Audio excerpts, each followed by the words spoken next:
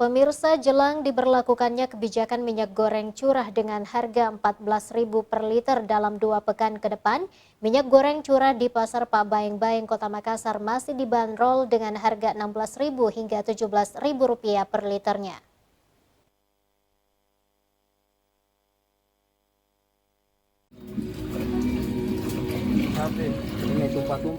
Menteri Perdagangan Republik Indonesia Zulkifli Hasan berjanji akan menurunkan harga minyak goreng curah menjadi Rp14.000 per liter dalam 2 pekan ke depan di seluruh Indonesia. Menjelang pemberlakuan kebijakan tersebut, minyak goreng curah di Pasar Pak Baeng-Baeng Kota Makassar masih dibanderol dengan harga Rp16.000 hingga Rp17.000 per liternya pada Jumat siang.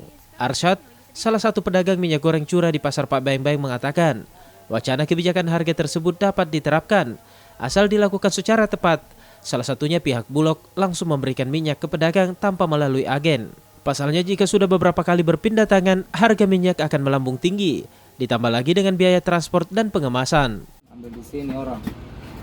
Terus saya cari informasi, dapat dapat 304.000 per 19 kilo.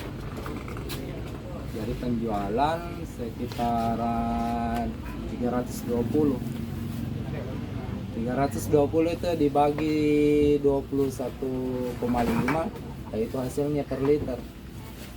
Tambah beban lagi, tidak mungkin itu orang mau untung 10.000 saja. Paling tidak itu 25.000 potong. 10.000 untuk plastik, 15.000 keuntungan. Sudah mantap itu. Selain itu, Arsyad juga menilai, selain pihak Bulog yang turun langsung ke pedagang, pasokan minyak juga harus selalu ada agar masyarakat tidak kesusahan dan tidak terjadi permainan harga dari agen minyak.